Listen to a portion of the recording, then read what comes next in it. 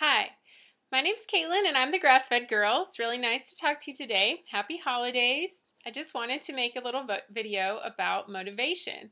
Sometimes during the holidays it's really easy to get waylaid and decide that you're just going to wait till the new year and you're just going to pig out until it's time to go on a diet again. But I want to urge you to stay motivated and to not gain those extra 5 or 10 pounds this holiday season and to just stay on your plan because you're going to feel a lot better. You know, this is a stressful time of year.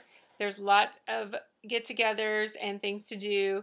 And if you're eating poor quality food, you're going to feel that much more stressed out. Your body's going to be stressed and you're not going to be able to deal with all the things you have going on if you're eating poor quality food and things that your body doesn't agree with. So I wanted to talk about some tips to staying motivated. The first thing to do is to think of your big goal. You know, think of the reason why you started at this in the first place. You know, maybe it's a health goal, like a really serious health goal, which it should be. You know, we all are in doing this because we don't want to have chronic disease, early onset, you know, diabetes or cancer or autoimmune diseases. I know many people like me have. So you don't want to lose sight of the real reason why you're doing this. Maybe, you know, my little sister's getting married soon and we're all excited about that and we all want to look our best and she's excited about that. So, you know, that's a good motivating thing. You may have gone to the doctor recently and they've given you some bad news and that may be something that is motivating you. But you got to keep that in mind. What is your motivation for doing this? You know, you may be looking for your ideal partner. I know back about 10 years ago when I started losing weight and trying to take an interest in my health, that was a big motivator for me. But now I've been married for a long time, and so I'm happy with that. And it actually really, you know, focusing on myself during that time really was good. It was a good motivator, and I did find a very nice person to be with for my life. So that's really nice. But I hope that you keep your eye on your goal and what is motivating you to have a healthy lifestyle, because that's really what's going to keep you motivated for the long term. You may have a trip coming up. You know, you may. It's different for every person. So you have to think about what is really going to keep you on this plan for a lifetime. It really is a way of life. So I feel like it's something I could do for the rest of my life is to eat this way because, you know, when you're following a kind of a low carb paleo diet, it really does feel like it's in line with our genetics and it gives you a lot of energy and you just feel like you're able to focus and do things. So another tip about motivation is to, you know, start every day off right. You know, if you have a good breakfast, a protein and fat, you are going to feel so much better. You know, you're not going to have those blood sugar swings before lunch and then be shaky and then go for the first thing that comes in. Maybe somebody brings a birthday cake or who knows. But if you have that good solid protein and fat for breakfast, you'll be much better able to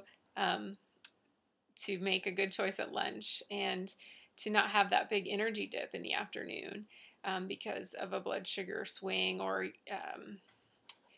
maybe, you know, your coffee's wearing off or something like that. So just have a good protein and fat breakfast. You know, I like to eat dinner for breakfast. Most of you know that. Or I, you know, will make a big frittata, maybe that, and carry it in a you know, glass container to work and just heat that up in the toaster, something like that. There's 2 frittata recipes on my website if you want to.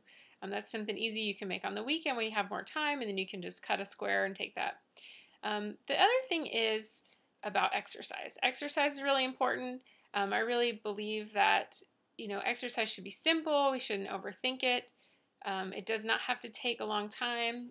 There's been a lot of research that shows that short exercise is actually better. So I like to do something called high intensity interval training. That's where you do a hard segment for 30 seconds and then an easy segment for 90 seconds, like a recovery. So you could do maybe a push up and then you could walk in place, and then another push up and then walk in place. So that would be, 2 segments. So you would need to do 8, and then you would be done. And you can do that in 10 to 15 minutes, and then you're on with your day. It doesn't have to be this overwhelming, take up your whole morning type of a thing. You can do it out on a track. You can do it out on the street. Pick a point in the future, like a stop sign or something like that. Run to it really fast, then stop and walk for 90 seconds, then do it again. So you can do like sprints.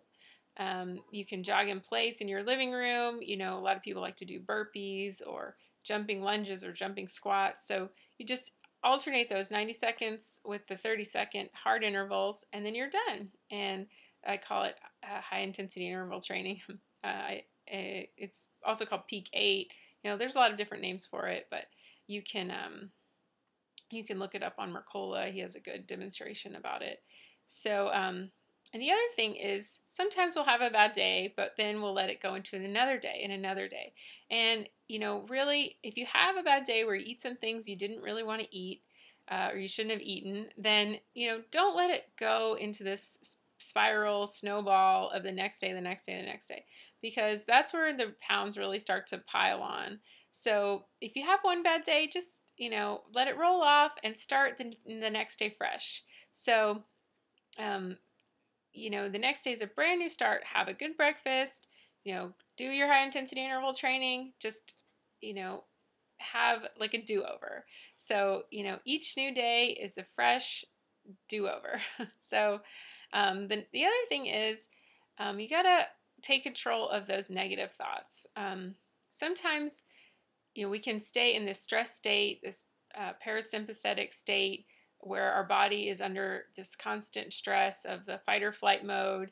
And sometimes if we write down some positive thoughts about ourselves, maybe a gratitude list, or just all the things you like about yourself, that will put you back in that sympathetic, the other way around. So the parasympathetic is the good one, and the sympathetic is the bad one, where you're running from the bear. So you want to go into the parasympathetic and be, happy, having loving thoughts about yourself, thinking the good things. And then we're in sympathetic all the time, especially if we are in traffic, or we're thinking about our overdue bills, or we're having bad thoughts about our body. So we want to turn it around, put ourselves in the parasympathetic. That's where you kind of chill out and relax. And so you want to take control of those negative thoughts, turn them around, put yourself into the parasympathetic, relax, take some deep breaths, and that will help you with your motivation. So I want you all to have a happy holiday, and I am really excited for you all to continue on with me this journey into the next year. And let me know what motivates you at grassfedgirl.com. Thanks so much. Bye-bye.